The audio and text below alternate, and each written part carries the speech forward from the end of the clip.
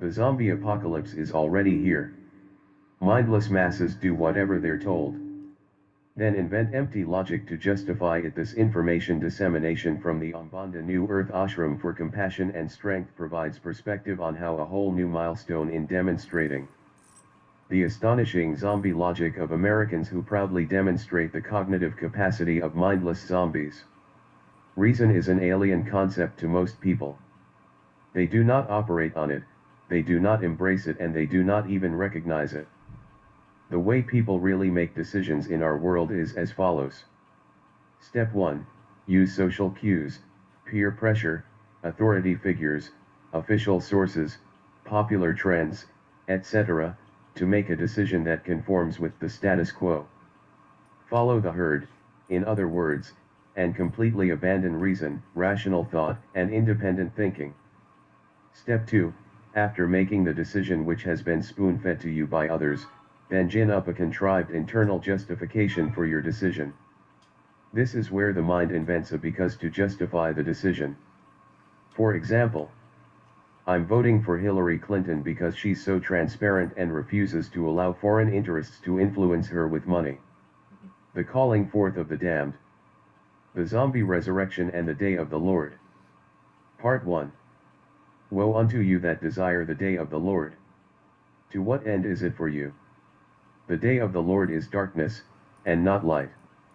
Amos 5:18. Any record or explanation of ancient history lacking the inclusion of spiritual examination is premised upon the inaccurate. The glorification of gore. There is little doubt that the vampires rule but zombies drool theme has struck a resonant chord in pop culture and has become the premier current topic in entertainment and media. Because of this, the concept itself requires linguistic clarification and thorough multi-contextual investigation. Are zombies a safe fantasy? The response for this is simple. Yes. And if so, why? Media has saturated a generation and a culture obsessed with death. In itself, this speaks to the overarching and ultimate spiritual truth. Mankind is, by its fallen nature, spiritually dead, and unless this is remedied, we become the very gods we worship, hence by definition, mankind is dead men. Walking, mankind without redemption is the very essence of zombism. The flip side of this question is, are zombies real? And if so, how is it possible? What are the spiritual implications of this, and more? Importantly, are we nearing the appointed time, when knowledge shall be increased, and revelatory prophecy unsealed? For the vision is yet for an appointed time, but at the end it shall speak, and not lie. Though it tarry, wait for it, because it will surely come, it will not tarry. And the Lord answered me, and said, Write the vision, and make it plain upon tables, that he may run that readeth it. For the vision is yet for an appointed time, but at the end it shall speak, and not lie. Though it tarry, wait for it, because it will surely come, it will not tarry. Have 2. 1-3. Two of the most enigmatic chapters in Scripture are Joel 2 and Revelation 9, the strange demonic locust hordes, the incarnation of hunger, ascending from the bottomless pit. God's armies at the day of the Lord, unleashed with the full fury of the ultimate judgment. Additionally, Joel 2 is intrinsically linked to Peter's discourse on the day of Pentecost in Acts 2:17-21. But this is that which was spoken by the prophet Joel. And it shall come to pass in the last days, saith God, I will pour out of my spirit upon all flesh. And your sons and your daughters shall prophesy, and your young men shall see visions, and your old men shall dream dreams. 3. And on my servants and on my handmaidens I will pour out in those days of my spirit. And they shall prophesy, and I will shew wonders in heaven above, and signs in the earth beneath, blood, and fire, and vapor of smoke. The sun shall be turned into darkness, and the moon into blood, before that great and notable day of the Lord come. And it shall come to pass, that whosoever shall call on the name of the Lord shall be saved. Blessedly, there is a literal remedy and the assurance of full protection for his own. During this time, these will be sealed, in like manner as the pitch in the ark in the days of Noah. The coming 5 months of torment of Rev. 9, when men will seek death, but not find it, corresponding to the 5 months of rising flood waters in Genesis. These prophecies and promises will be thoroughly examined in part 2 of this 2-part series. With the recent unprecedented escalation in the number of geologic, hydrologic, astronomic, radiologic, man-made and geopolitical events, one might consider a page at the Centers for Disease Control's website describing a zombie invasion a welcome respite and flight into fancy. But just imagine if it is not. Preparedness 101. Zombie apocalypse begins. There are all kinds of emergencies out there that we can prepare for. Take a zombie apocalypse for example. That's right, I said zombieapocalypse. You may laugh now, but when it happens you'll be happy you read this, and hey, maybe you'll even learn a thing or two about how to prepare for a real emergency. The post continues with a brief history of zombies. We've all seen at least one movie about flesh-eating zombies taking over.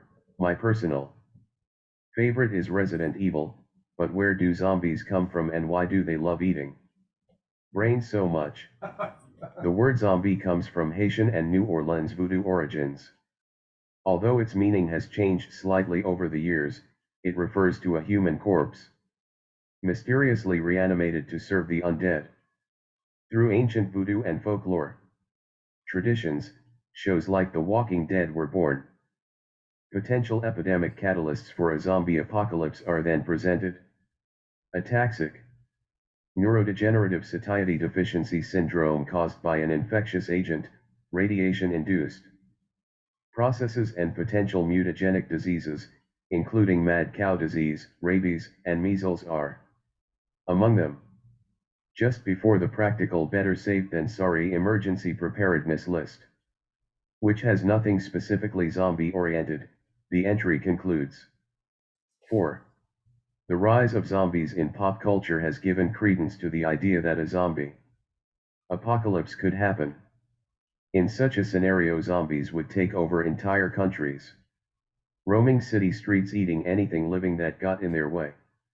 The proliferation of this idea has led many people to wonder, how do I prepare for a zombie apocalypse?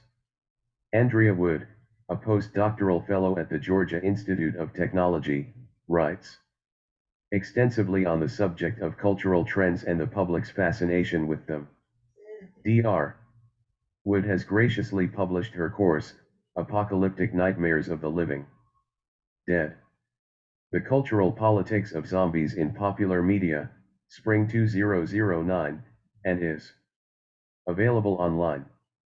In October 2009, CNN's John Blake wrote a provocative essay, Why We Love Those Rotting Hungry, Putrid Zombies. He begins. They smell bad, can't talk and generally possess a single-minded hunger for human flesh. So why, exactly, do we love zombies so much? According to experts, and, yes, there are zombie experts, it's because for all their limitations, the brain-rotted, animated corpses are so darn versatile, helping reflect whatever our greatest fears happen to be at the time. In December 2010, Blake followed up with The Zombie Theology Behind the Walking Dead, using a premise which begins in a contagion-like scenario. An airborne virus is rapidly turning people into zombies. 2/3 of humanity has been wiped out. Scientists desperately look for a cure, even as their own brains deteriorate and the disease robs them of what we consider life. Relax, it's only fiction, at least, for now. This apocalyptic scenario frames the new novel The Zombie Autopsies by Dr. Stephen Schlossman, a child psychiatrist, who holds positions at Harvard Medical School and the Massachusetts General Hospital/McLean Program in Child Psychiatry. You might not expect someone with those credentials to take zombies seriously. But it turns out the undead are a great way to explore real-world health issues. Why certain nasty diseases can destroy the brain, how global pandemics create chaos and fear, and what should be done about people infected with a highly contagious and incurable lethal illness.